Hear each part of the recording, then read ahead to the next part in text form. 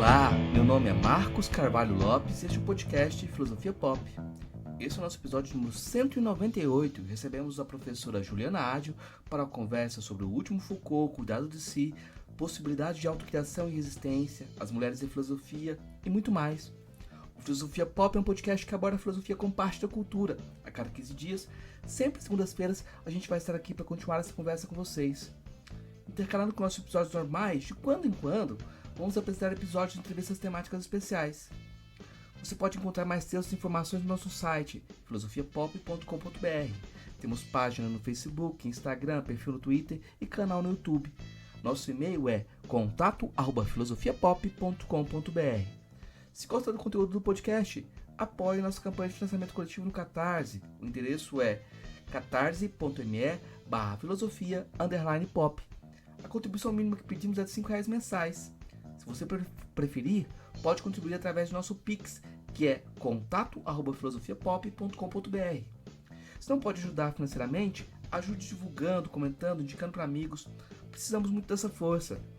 Vamos então para a nossa conversa com Juliana Ádio sobre Foucault tardio.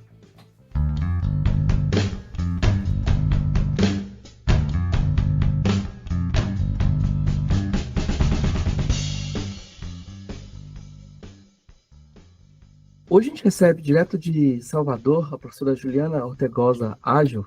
Hoje a gente vai conversar um pouco sobre o Foucault, mas o Foucault tardio, né? Eu vou perguntar primeiro para a professora Juliana qual é esse Foucault, quem é esse Foucault que interessa para ela, qual é esse Foucault que ela trabalha, porque são tantos Foucaults, né? Então, obrigada, Marcos. Boa tarde a todo mundo que está ouvindo. E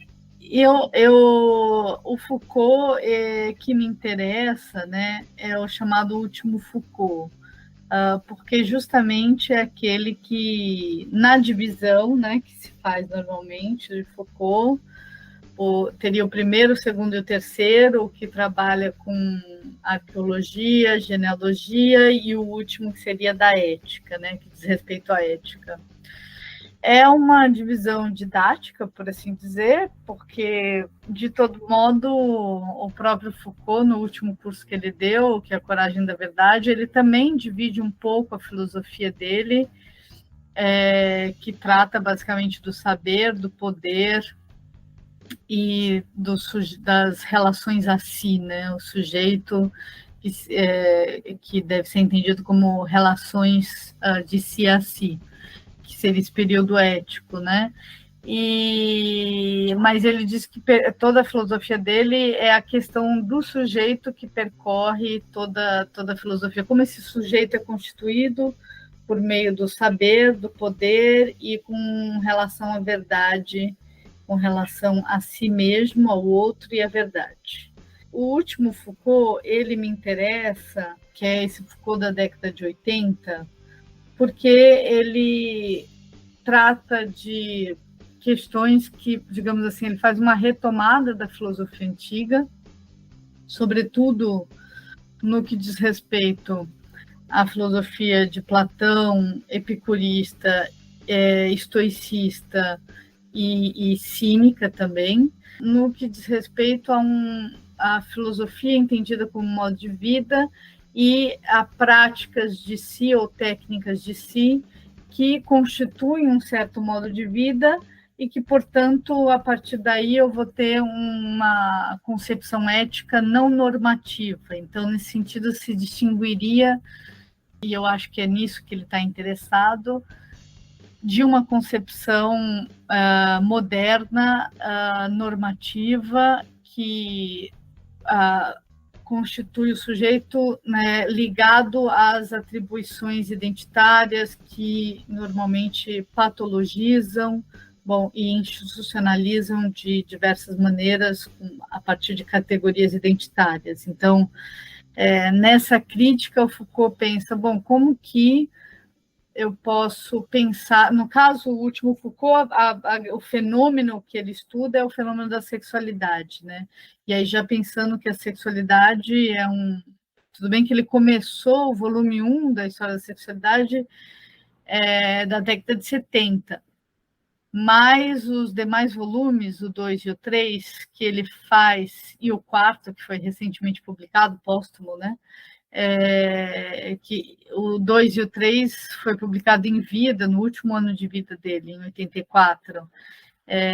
Ele faz uma ida aos gregos nessa proposta de uma análise genealógica da sexualidade, porque ele não quer simplesmente entender a sexualidade para nós modernos, termo que surgiu no século XIX, que está atrelado a um conjunto de ciências, de estudos que ele chama de ciências sexuais, né, que dizem respeito à sexualidade, principalmente a medicina, né?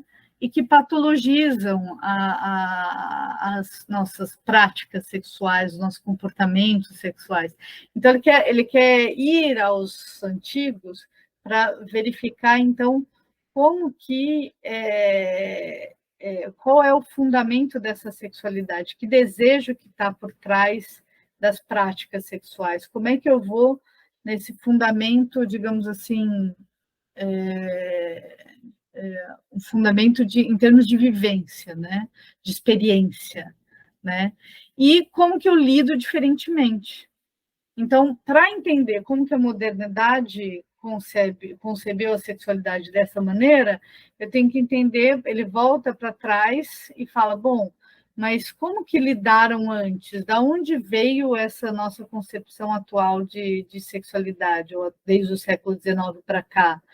E aí ele vai nos gregos, nos antigos, e como eu também tenho uma trajetória de estudo da filosofia antiga, muito me interessou, né, para pensar outros modos de práticas sexuais e, mais do que isso, de constituições de si, né? Então, Eu acho que nessa questão da Constituição de si tem uma chave muito importante que talvez precisa ser destacada de forma maior, que é o cuidado para não confundir muito ou não cair no erro de pensar esse si de forma moderna, substantiva, né? Eu queria perguntar, então, por que se a gente pensa a Constituição de si como um coach, sei lá, um coach quântico, a gente não está entendendo o que está acontecendo aqui, né? E essa ideia de você falou de práticas que formam, né? Tem uma externalidade aí que é muito importante, né? É uma outra dimensão, né? Então, o grande ponto é que ele foi verificar como que esse sujeito na antiguidade se constituía. E eu acho que, no fundo, a grande pergunta ética, né, é sobre a liberdade. Né? Muitos falam que a grande pergunta ética é sobre a felicidade, certo? O bem viver, sem dúvida. Mas o bem viver está atrelado à liberdade. Então, há essa capacidade de você ser livre, e para você ser livre, você precisa se dominar, ou ter poder sobre si mesmo. Isso era muito importante para os gregos, que estão nesse paradigma do domínio de si, do poder sobre si, do exercício sobre si, dessas práticas, inclusive de maneira até mais descritiva ou guiada, orientada por um mestre, né, se estabeleceu essa relação, sobretudo no epicurismo, no estoicismo, mas também em alguma medida no ceticismo, no cinismo, de que o mestre ele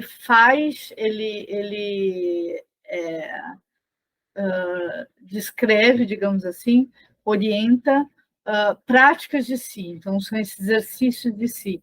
E essa prática constante, que envolve inclusive memorizar os preceitos, né,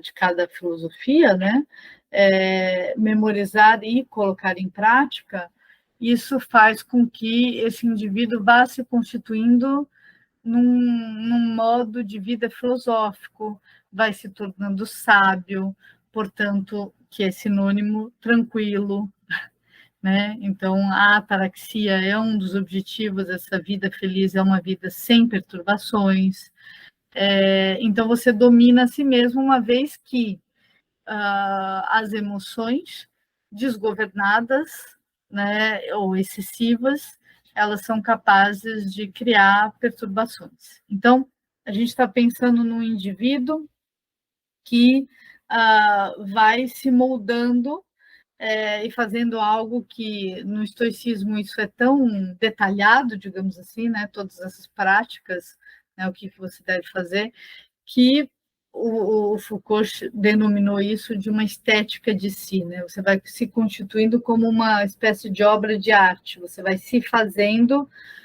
né? Pensando que a sua vida ela vai se tornando um exemplo, inclusive, para os demais, né?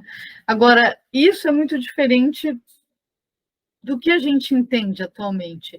E o Foucault, ele é claro, ele diz, olha, eu não estou fazendo uma proposta de ética para retomar ipsis literi o que os gregos fizeram.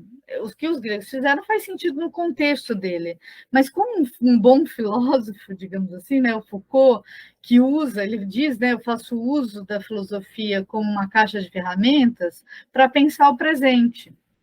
Então, essa ontologia do presente que ele vai propor modernamente, né, contemporaneamente, ele vai dizer, bom, será que um dos nossos grandes problemas foi ter dado férias ao ascetismo, né? Então, o que eu acho que o Foucault quer mostrar, né? Que existe um outro modo de se constituir na filosofia que os filósofos e habitantes, né, da Grécia, Roma antiga, faziam, que é distinto do nosso. Então, o sujeito ele passa a ser lido como aquele que estabelece relações de si para consigo, né, e com os outros e com a verdade também, certamente. Lá na hermenêutica do sujeito, no curso dele, ele faz esse percurso, né? E ele vai mostrando, então, também na hermenêutica de si, uma conferência muito importante que ele dá, ele também mostra esse percurso, que é mostrar como que esse sujeito se constitui na Grécia Antiga a partir de concepções filosóficas de Platão, Epicuro e o estoicismo, sobretudo, e depois na patrística, e aí ele vai mostrar como que existe um elemento-chave que vai ser delineado, que é o poder pastoral, é um poder que diz respeito à individualidade, né, de cada um, então, que incide sobre a vida particular de cada um, e ele se faz, sobretudo, a partir de uma técnica, que é a técnica da confissão, e isso assimilado no mundo moderno, que é um mundo cujo poder agora se caracteriza como um biopoder, ele diz respeito à população e ao indivíduo, com todos os seus elementos disciplinares, né, sobre o corpo e sobre o controle populacional, mas ele traz consigo uma das técnicas do poder pastoral, que é a técnica da confissão. Então, é uma maneira de escrutinar a subjetividade, de fazer com que essa subjetividade, esse indivíduo se torne cada vez mais aquilo que o outro, no caso institucionalizado, no caso moderno, né, quer que ele se torne.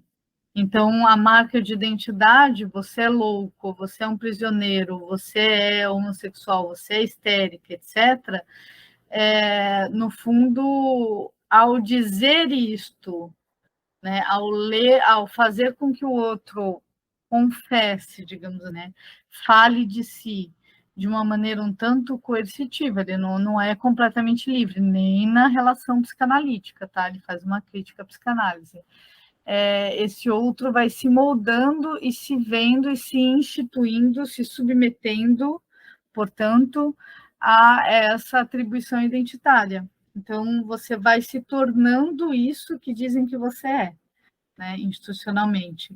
E o que ele vai mostrando, o que o Foucault mostra, é que nos antigos, você não tem essa marca, essa técnica confessional e essa maneira de instituir as marcas de identidade. Então, é muito mais processos de subjetivação das verdades filosóficas transmitidas pelos mestres do que uma imposição identitária de quem você é ou não é, do que é patológico ou não, normal ou não, segundo Foucault, né?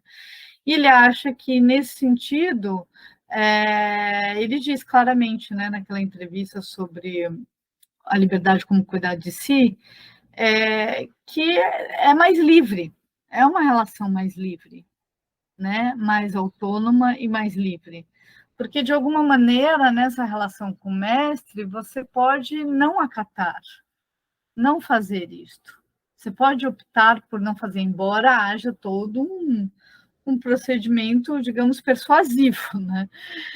Diferentemente da imposição institucional, que faz com que você não te dê muita opção a não ser assimilar ou se sujeitar a uma classificação e até a procedimentos jurídicos, médicos, pedagógicos que dizem respeito a isso. Claro, e a gente sabe que também financeiros, comerciais, etc.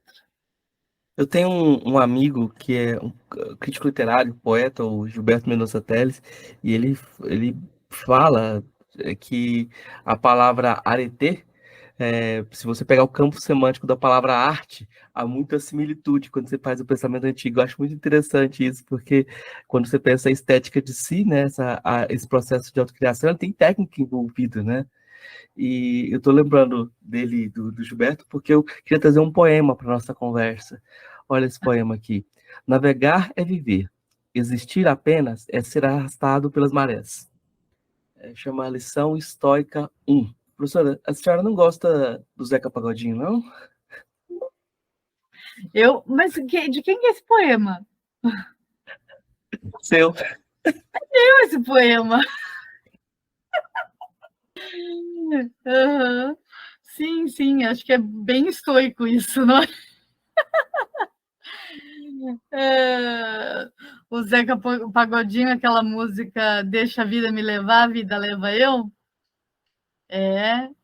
Eu acho que não. Não, não é que eu não goste, eu acho que os estoicos achariam um absurdo isso, entende? Só que, ao mesmo tempo, se a gente for ver, essa aposta excessiva na autonomia de si é um grande problema, tá? Então, eu não compro de barato, né, a ética estoica integralmente para nós, não. Eu acho que a gente essa austeridade, esse domínio sobre si, muitas vezes eu entendo isso como algo bastante ilusório, né? É uma aposta excessiva na racionalidade, numa ética que se pauta na capacidade desse indivíduo se tornar autônomo, independente e justamente por isso livre, né? Como a gente estava falando no início. Então, e aí ele é capaz de ser feliz. Essa aposta excessiva na racionalidade é o que vai ser retomado no iluminismo e que chega a nós, né? Claro que vai passar pelo crivo de uma crítica, a começar com Nietzsche, eu diria que é um grande expoente de crítica a essa aposta excessiva na racionalidade, e eu acho que o Foucault ele vai também nessa direção. Então, o ponto aqui não é que a gente precisa entender que as práticas de si elas podem ser entendidas como, no caso dos estoicos, como uma maneira de se tornar cada vez mais senhor de si. Eu acho que Foucault não faz a mesma aposta. Eu acho que as práticas de si para Foucault, e aí entra a minha interpretação disso também, tem um viés de liberdade também, como nos estoicos, nos antigos, mas porque nós somos capazes, com práticas de si, de nos dessubjetivarmos, ou desassujeitarmos, quer dizer. Né? Então, pensando que a subjetivação moderna ela tem muito de assujeitamento, né? Como que você pode realizar práticas de si, né? Que nos gregos eram conhecidas como cuidados de si, conhecimento de si, cuidados de si, mas como que modernamente a gente pode realizar essas práticas de si de modo a não estar, digamos, atado ou refém das marcas identitárias, dos controles de disciplinas e controles do poder institucionalizado, e não tanto no que diz respeito às nossas emoções, prazeres e desejos, como os antigos, mas muito mais assim, por que é que o meu prazer ou o meu desejo, sobretudo desejo para Foucault, né, deve ser lido numa chave normativa, claro que na nossa sociedade normativa patriarcal, heteropatriarcal, né,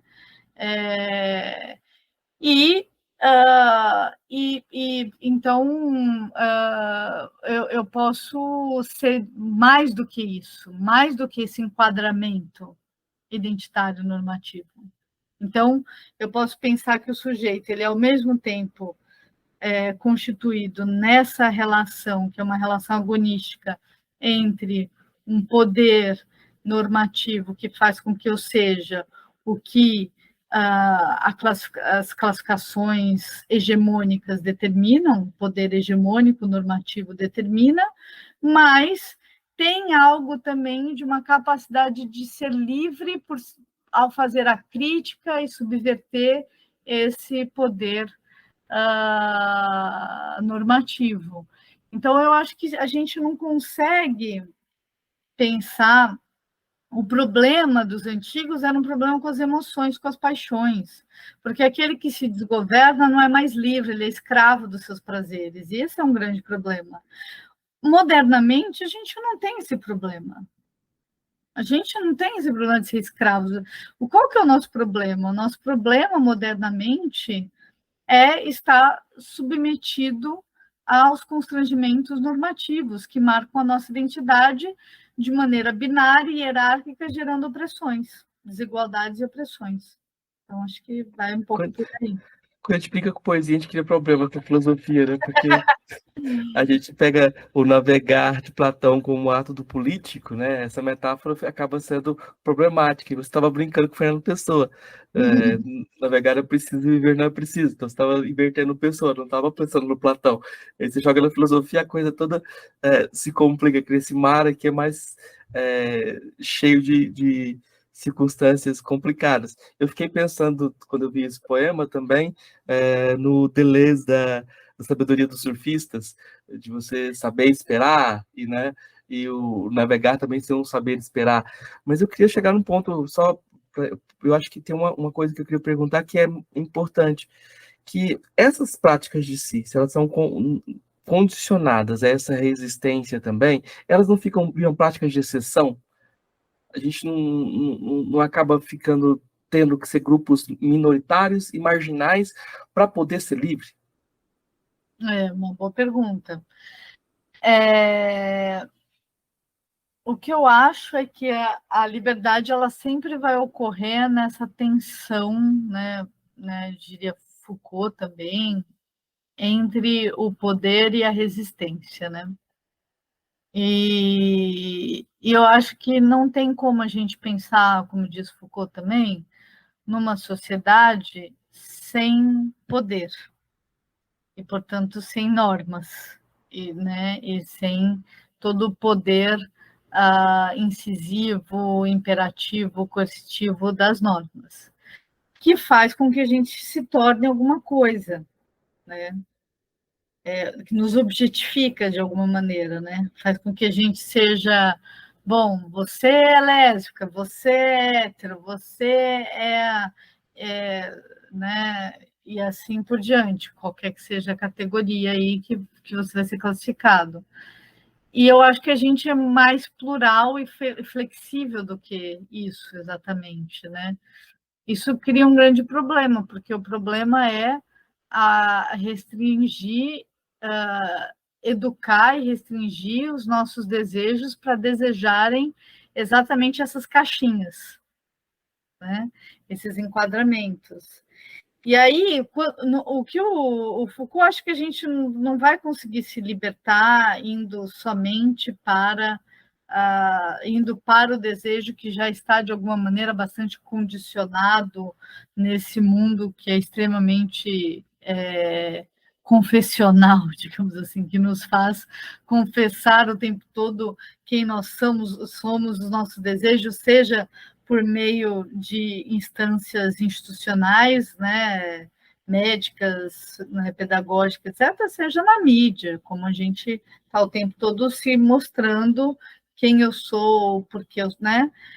E eu acho que o ponto é que a resistência ela se faz certamente mais, digamos, de maneira mais incisiva a um poder hegemônico. De fato, aí a gente pode dizer que haveria algo de minoritário, né, no ponto de vista do poder. Então, se o poder ele é masculino, então existir como uma mulher e resistir a toda ao patriarcado, etc., é um movimento de resistência, digamos assim. A partir daí eu vou gerar outras normas? Sim, sim, é possível, né? O ponto é que a aposta é que a gente vá para algum lugar da pluralidade, da diversidade, da democracia, e que, portanto, mesmo que existam grupos, né, plurais, né, que se identificam com certas marcas, que constroem certas identidades, elas são, de alguma maneira, elas são múltiplas, é mais uma no meio de muitas, elas são flexíveis, e às vezes simplesmente, quer dizer que você não é nada, talvez seja possível, né, do ponto de vista sexual, por exemplo, não se determinar, né? É claro que aí do ponto de vista do gênero, né, a gente está rompendo algumas barreiras de cisgênero, por exemplo, né? Mas aí eu posso dizer que, por exemplo, a gente vai criar uma normativa transgênero, né? Ou a gente vai criar uma normativa homossexual. Existe uma grande crítica, inclusive da Butler, né? Ela faz isso, de que a homossexualidade ela deixou de ser um lugar de resistência, ela passou a ser um lugar hegemônico de reprodução de muitos elementos normativos, inclusive reprodução da heteronormatividade. Mesmo numa relação homo, você pode reproduzir perfeitamente. E aí esse desejo de, como a Butler criticou, né, muitas vezes, de constituir família, então ter todos esses direitos, não é?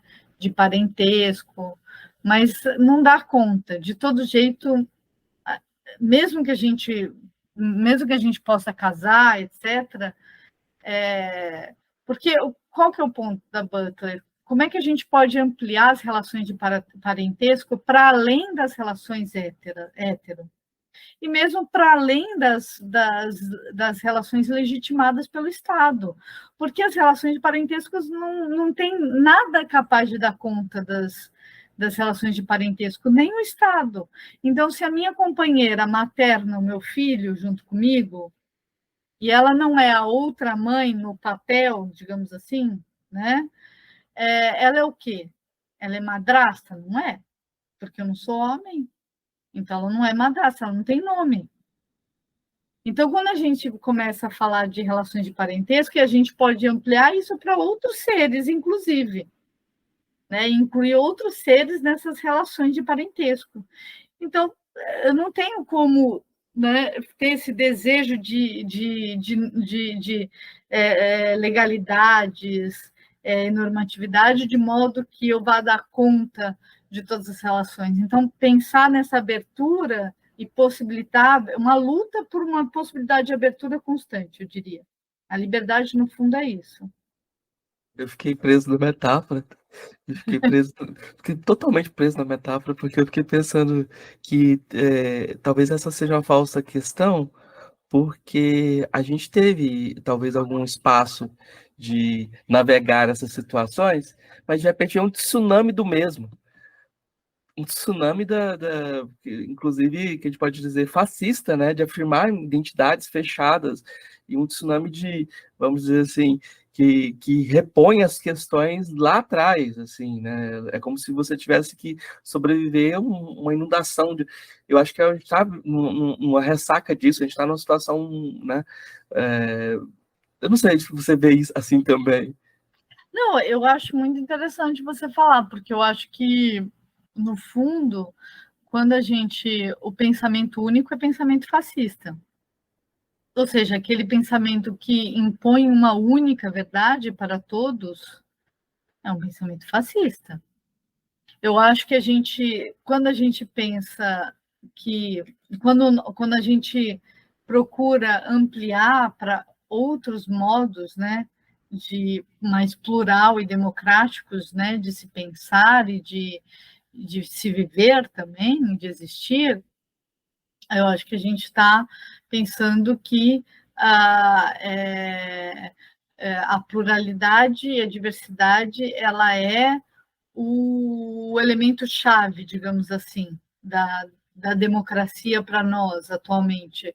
Só que isso pressupõe diálogo, isso pressupõe uma unificação, não, né, uma unidade no sentido de uma unificação que não uniformiza, que não faz todos serem um, mas fazem com que essa pluralidade tenha um inimigo em comum, que é o capitalismo, que não tem outro inimigo, a meu ver, senão o capitalismo neoliberal que nós vivemos, né? Com todas as suas desigualdades e opressões. Então, quando a gente pensa que a gente pode, né, nos unir nas nossas diversas diferenças e lutas com uma coisa em comum, eu acho que dá pé. Eu acho que aí a gente está pensando, eu vou lutar porque eu sou feminista, mas eu não consigo ser feminista sem ser antirracista, sem, né, ser decolonial antirracista.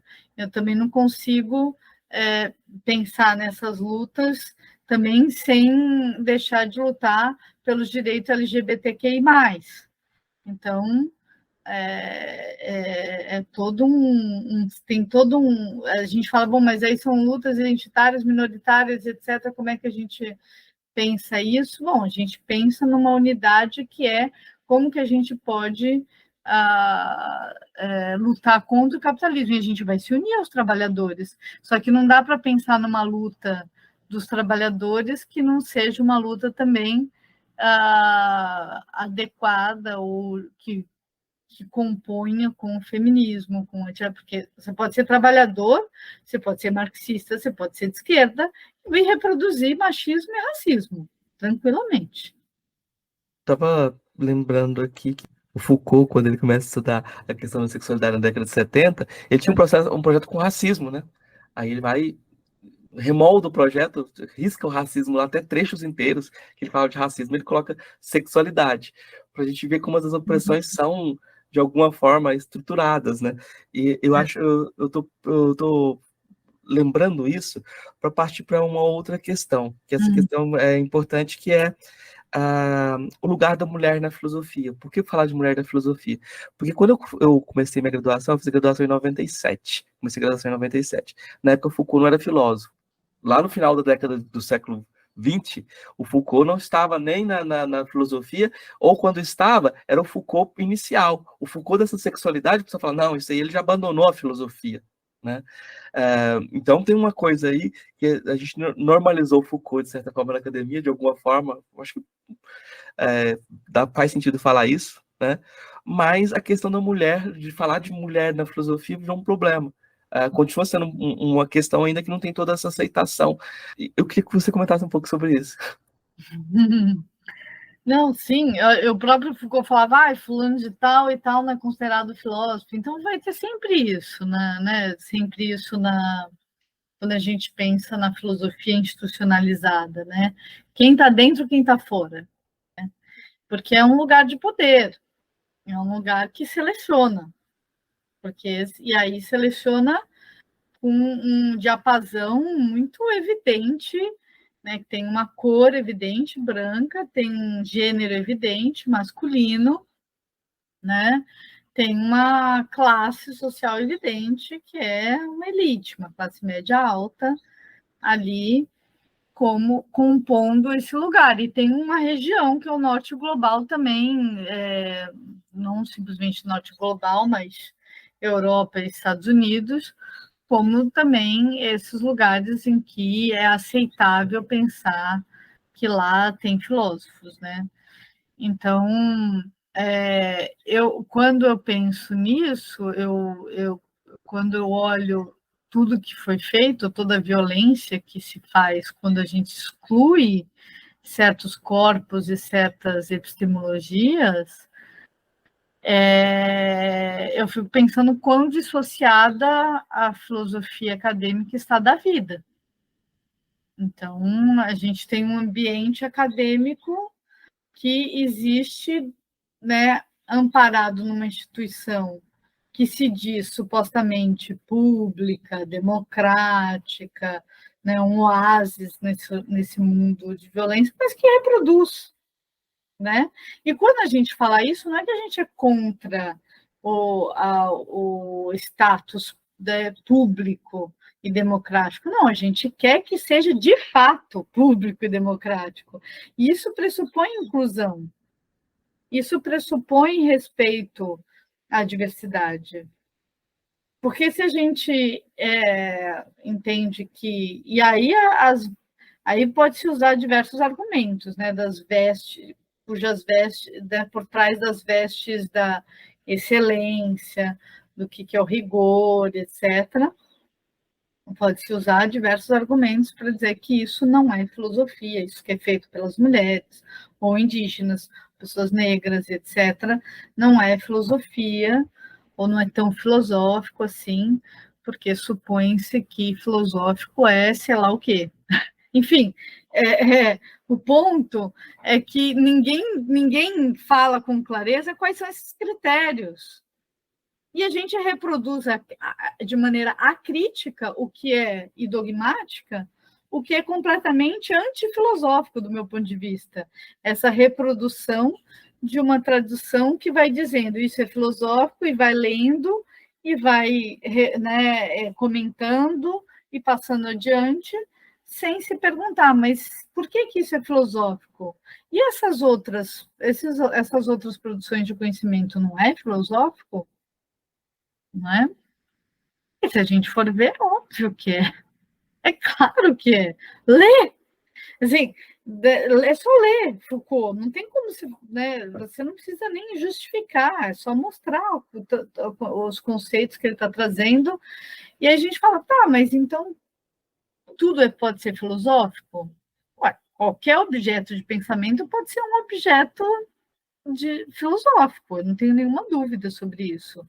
Eu acho que existe uma departamentalização do conhecimento, que inclusive já foi diversas vezes criticado, porque nos coloca num lugar fechado, né, de não diálogo com as demais áreas das humanidades, e a filosofia fica encastelada, né, e separada da vida, e separada do diálogo com as demais humanidades. Então, quando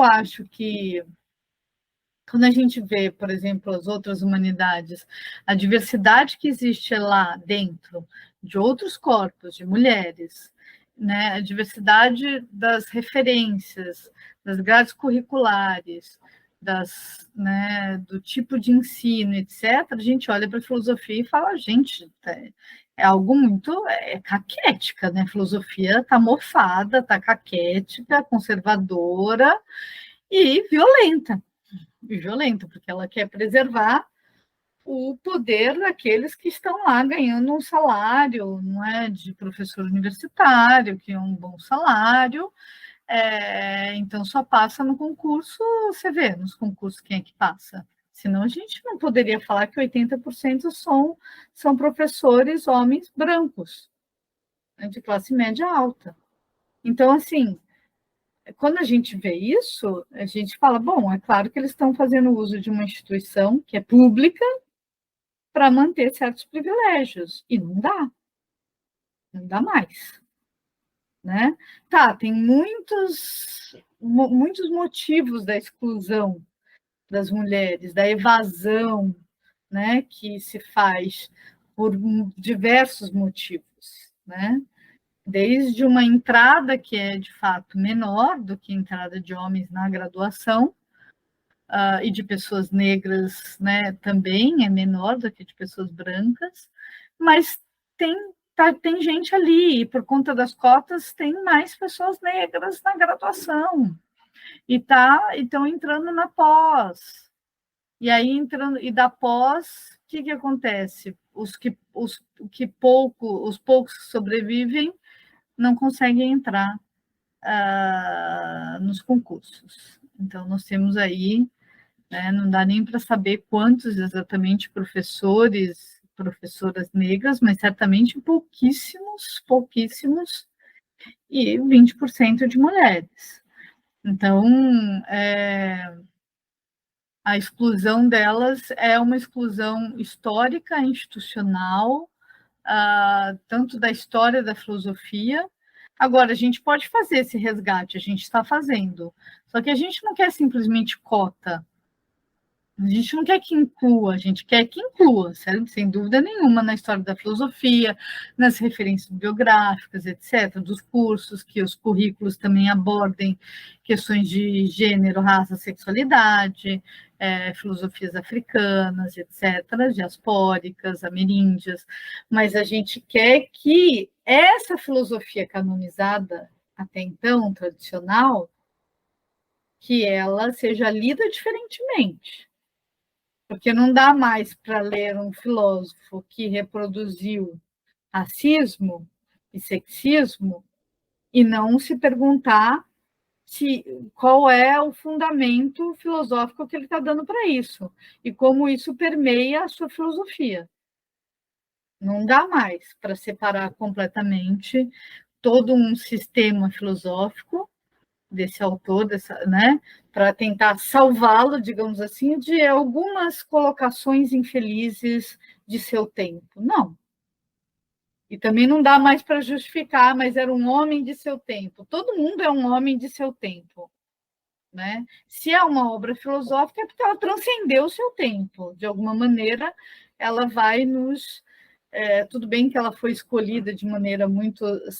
Com uma seleção já feita por homens brancos europeus, né, estadunidenses, tudo bem, mas se ela ainda é lida hoje é porque ela nos faz pensar, nos dá a pensar no nosso presente de alguma maneira. Então, se eu dou aula de filosofia antiga, eu não estou simplesmente desejando fazendo uma abordagem conteudista e desejando maior erudição dos meus alunos. O que eu estou querendo é que isso seja uma ferramenta, para usar Foucault, para se pensar o presente. E se eu vou ter que falar de Aristóteles, eu vou falar também do sexismo dele e da defesa à escravidão natural. Entende? E eu vou ter que entender se isso faz ou não parte da metafísica dele, da epistemologia dele. E, a meu ver, faz. Entende? O que não dá mais é para como que separar, ficar tentando salvar esse autor. Tudo bem, nem salvar, como a gente sempre fez, né? E nem também cancelar, que é um movimento, né, que, a meu ver, não é o mais, o mais razoável atualmente, né? Que se faz muitas vezes. Eu acho que a gente precisa mostrar qual que é o sentido de estar estudando esse autor aqui agora. E se ele reproduziu sexismo e racismo, como que a filosofia dele pôde permitir isso, né? Qual é a base conceitual que permite isso? Isso tem que ser falado, não dá para colocar debaixo do tapete. E é claro que quando eu estou pensando uma outra história da filosofia, incluindo outros autores, eu vou ter que fazer seleções. Então, eu não consigo dar o cânone tal qual ele foi dado. Se eu vou incluir aqui espaço para Hipárquia, por exemplo, né, para dar filosofia cínica canina, eu vou ter que tirar Diógenes, o cão, o cínico, e priorizar Hipárquia, por exemplo, que é uma mulher filósofa. E não justificar que ela é uma mulher filósofa, mas mostrar, olha aqui, isso daqui que ela fez é filosófico. E por quê? E aí que está a grandeza, está a riqueza, né? Você traz isso, os alunos adoram, as pessoas que estão ouvindo adoram, porque é filosófico, né? Nos faz pensar, nos dá a pensar, né? E mostra uma potência ali de pensamento. Vou partir para as três perguntinhas que eu faço para todos os convidados. A primeira tem conexão com essa última pergunta que a gente fez, essa conversa sobre o lugar das mulheres e essa redescrição da tarefa da filosofia. E a pergunta é justamente, o que é filosofia? O que é a filosofia? Essa é a pergunta do milhão, né? Todo mundo quer saber o que é filosofia. No fundo, eu acho que é uma pergunta que, de modo saudável, ela tem que se repetir constantemente, porque a gente não pode chegar numa resposta definitiva. Então, eu acho que essa pergunta é uma pergunta que ganha o prêmio por ser uma pergunta sem resposta definitiva. Ela vai ganhando respostas no decorrer da história da filosofia, dos autores e autoras que vão pensando sobre o fazer filosófico. Mas eu acho que, de modo geral, existe algo na história da filosofia que, a meu ver, né, nos meus estudos todos, isso, sobretudo com Pierre Hadot, que inspirou bastante Foucault, eu acho que ele tem uma leitura interessante da filosofia como modo de vida para os antigos. E eu acho que a filosofia, em grande, também pegando Foucault, aliás, recentemente foi lançado o curso de discurso sobre a filosofia, que lá ele vai falar bastante sobre o que ele entende por filosofia, né? Mas, de todo jeito, o ponto é que se todo objeto de pensamento pode ser um objeto filosófico, tenho que me perguntar, então, pelo modo, né, de se fazer filosofia. Não é eu tenho certeza que uma resposta negativa a gente poderia dar. Não é porque é feito dentro de um departamento que é filosófico. Não é uma resposta assim que a gente vai chegar, né? O pensamento ele não está setorizado, né? Você pode fazer filosofia em qualquer área que você estiver, do ponto de vista institucional, né? O pensamento transcende as fronteiras institucionais. Então, o ponto, eu acho que qual é esse modo, né? A meu ver, é um modo em que esse objeto de pensamento, a partir do qual você constitui uma obra de pensamento, uma obra escrita, uma obra falada, uma obra que pode envolver corpos também, corpos, gestos, é uma obra que dá a pensar atualmente. Então, é claro que isso pode ser muito amplo, né? E aí eu poderia dizer que, então, em todas as áreas, filosofia, aí eu vou dizer que psicologia e sociologia e psicologia, e etc. E por que não? E se a gente vê, por exemplo, Aristóteles ou até Descartes, eles foram considerados filósofos e eles escreveram sobre um monte de coisa. Tem história dos animais até em Aristóteles, para você ter uma ideia. Estudo dos animais, estudo do céu, da matemática, da poética, da retórica, entende? Então, eu acho que a filosofia ela está nesse lugar que é um lugar de maior liberdade. ela só é violentamente restrita a um ambiente institucional, que, a meu ver, é castrador. Então, o que eu acho é que toda obra de pensamento que, que nos fornece ferramentas para pensar o mundo atual é uma obra filosófica. É uma obra que pode ser considerada atualmente filosófica. Por isso que eu acho que também isso passa por um crivo, que é qual é a atualidade, a filosofia, o que é filosófico, né? O que é a filosofia é impossível de responder, mas o que é filosófico é isso que nos faz pensar atualmente sobre a nossa vida. Então, isso se faz numa relação daquele que é vivo atualmente com o que foi já escrito, o que em diálogo com aquilo que já foi produzido ou que está sendo atualmente produzido, e a sua liberdade de olhar para esse mundo e usar toda essa ferramenta que você está em diálogo, que esse indivíduo está em diálogo, para pensar tudo que, né, esse mundo, como ele te afeta e etc. E, a meu ver, a gente tem um grande problema no mundo atual, que não acho que dá para sair desse. Você pode ir para a estética, você pode ir para a ontologia, para a lógica, para muitos lugares do conhecimento, né?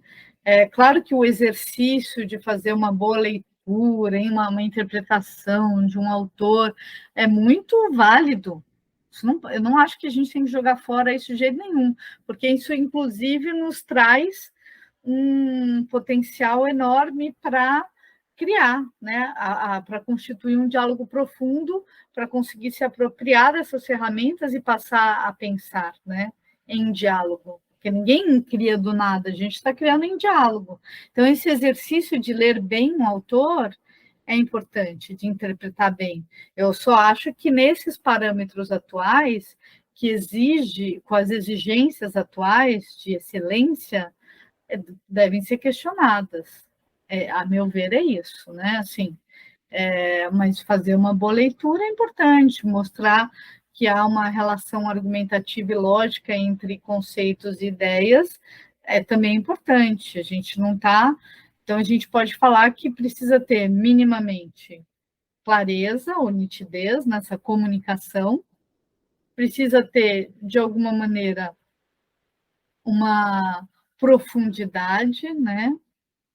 Porque você não só comunica, mas como você dá a pensar, e precisa ser algo que é uma produção de conhecimento que não que tem uma relação crítica com a verdade, porque no sentido de que se não apenas assimila de maneira dogmática, mas também não produz um conhecimento que se pretenda dogmático. Então, nesse sentido, eu acho que esse dar a pensar, ele está muito relacionado com a abertura de múltiplas significações e interpretações, mas também uma relação crítica com a verdade, que é não só questionar teses, conceitos que já foram formulados, como se fazer refutável em alguma medida, né? Ou não se fazer dogmático.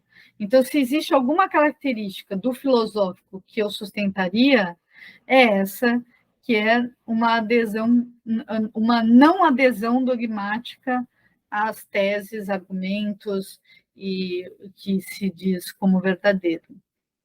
A atitude filosófica, para mim, é sempre uma atitude socrática no sentido elementar, que é de questionamento, de crítica, de não dogmatismo. Então, temos conexão com a questão seguinte, que é das filósofas ou filósofos que você conheceu pessoalmente, qual foi o que mais lhe impressionou? Pois é, ao vivo, né? Quem eu conheci, quem eu vi, né? Porque tem a Judith Butler me impressiona, e ela é viva, né? Mas eu não tive ainda a oportunidade de estar com ela frente a frente em algum evento. Então, eu diria que a Butler é uma pessoa que me impressiona fortemente. Eu também não tive a oportunidade de conhecer, mas eu tenho lido muito Bell Hooks e eu acho que ela me impressiona também bastante, pelo modo até de escrever, né, sobre temas assim. Tenho lido agora tudo sobre o amor dela, e eu acho que ela tem uma sensibilidade muito interessante. Que ela, enfim, eu fico. É uma leitura que me emociona ao mesmo tempo. A Butler não, ela me instiga, ela me faz refletir, até querer lutar para um mundo melhor, de alguma maneira. Mas ela não me emociona como, por exemplo, a Bell Hooks me emociona, né, e me prende. Ela mistura um relato de si com um aprofundamento conceitual que eu acho muito interessante. Bom, e eu acho que, pessoalmente, tem uma pessoa que me marcou na minha formação e que eu entrei em contato algumas vezes, né, com ela, várias vezes, na verdade, que é a Marilena Chauí. Então, eu acho que ela é uma pessoa que sempre, por mais que eu tenha, e é isso mesmo, né, discordâncias, e eu acho que isso é importante, ela me formou e eu acho que ela é uma pessoa que é admirável na sua atuação profissional, acadêmica, política, e eu acho que ela faz filosofia. No que eu leio dos textos dela, sobretudo os textos políticos dela, né, que mais me interessam, eu acho bastante filosófico também. Qual é o seu filósofo ou filósofo favorito? A filósofa é a Butler. A minha filósofa favorita atualmente é a Butler, até porque ela é lésbica, como eu, inclusive, e essas questões de sexualidade é uma questão que permeia, né? E também, como ela também é uma leitora, como eu sou, de Foucault, e faz um diálogo com ele para pensar questões atuais, né? Então, ela é a grande filósofa que para mim, me impressiona bastante. Eu queria pedir indicações. O que que a senhora pode indicar para o nosso ouvinte? Leitura, filme, música, o que você quiser indicar. Eu indico Bell Hooks já de cara, assim, para quem não tem nenhuma familiaridade com filosofia, pode ler tranquilamente que vai gostar. A começar com tudo sobre o amor, da Bell Hooks. Mas esse erguer a voz é muito interessante também, acho muito bonito. Ensinar a transgredir também. É impressionante. Eu acho que ela é impressionante. Quero, assim, estou começando, né? Quero ler mais. Então, eu indico Bell Hooks. Bom, tem muitas coisas a indicar, né? Por exemplo, eu indico uma coisa leve, tranquila de ler, são os ditos e escritos do Foucault. Eu acho que são textos mais curtos e profundos, que eu também indico para refletir sobre diversos assuntos, as entrevistas dele, né, as conferências e entrevistas, os cursos dele também indico, que são maravilhosos. Ah, bom, Butler já acho mais difícil mas tem alguns ensaios que dá para começar por eles.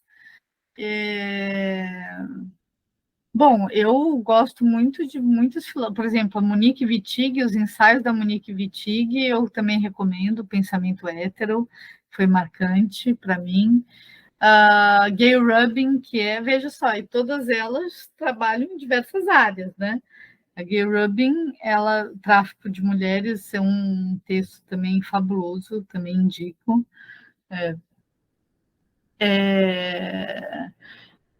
Eu indico a Maria Lugones, eu acho que ela tem ela tem ela tem uma escrita muito bonita também, né, e acessível,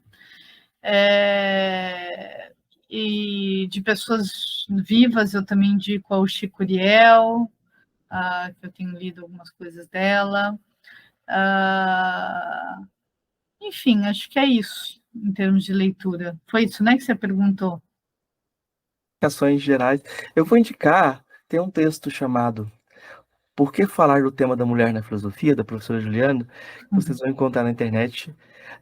Eu acho interessante ver o trabalho do grupo das mulheres na filosofia também, que ela faz parte e que tem publicado bastante coisa.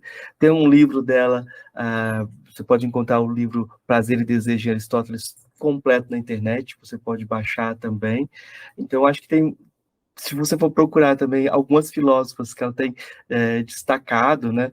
Ela tem trabalhado um texto sobre Hipárquia, textos sobre um Sônio Rufo, né? E o lugar das mulheres no pensamento dele. Então tem bastante coisa que converge com aquilo que ela está falando sobre a filosofia, como ela pensa a filosofia. Então, eu acho que para o ouvinte que estiver interessado, tem um caminho aí, dá um Google aí da Juliana Ágil, você vai encontrar bastante coisa, e vai perceber que tem uma rede de mulheres. O pessoal não está trabalhando aí na modernidade, não, eles estão trabalhando em rede e conexões, tem uma onda aí, uma onda na filosofia que eu acho importante. Professora, eu queria deixar espaço, então, para o seu recado derradeiro hoje, para fechar nossa conversa de hoje, agradecendo muito a possibilidade de diálogo, tantas vezes adiado. Verdade. A palavra sinais, assim? Tá. Divulgar o que você quer divulgar também. Hã? Não vi. Divulgar o que, se tiver alguma coisa para divulgar também. Sim, bom, quem quiser saber mais, entra no site da Rede Brasileira de Mulheres, tem lá vários projetos interessantes que trabalham com a questão das mulheres e filosofia. E também tem o coletivo Filósofas Negras, né, que está associado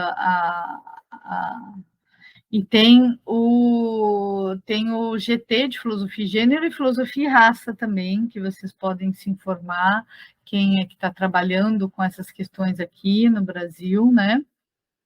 O meu recado é para as mulheres e pessoas não brancas não desistirem.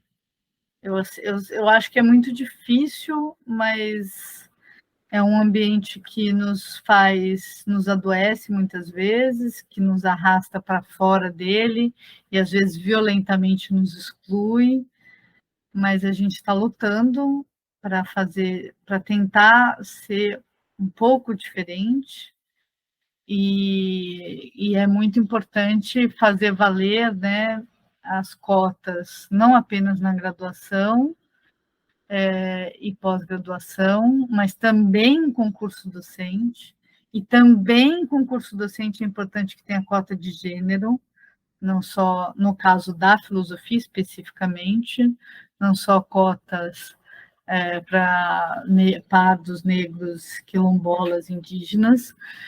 E eu acho que é isso, a gente tem que ocupar os espaços institucionais, porque senão a gente está deixando na mão de pessoas privilegiadas um lugar bastante confortável de dinheiro, poder e dinheiro. E eu diria mais, poder, dinheiro e mulheres. Por quê? Porque o que mais, uma das coisas, moeda-chave que existe é o assédio sexual, sobretudo. Então, a gente precisa entrar com todas as frentes, né, possíveis, tanto educacionais, de protesto, de produção de conhecimento, né, e como legais, né, cotas, fazer valer os nossos direitos e, e não se permitir, né, não permitir que a violência seja recorrente, né, que você seja silenciada, que você seja assediada, envergonhada, humilhada, etc. Isso, acho que a gente precisa pensar nos limites das nossas concessões, para esse sistema, para poder entrar nele, e a gente precisa mudar esse sistema para que não seja mais necessário nenhuma concessão, para que ele seja efetivamente democrático e público. Isso, professor. Muito obrigado.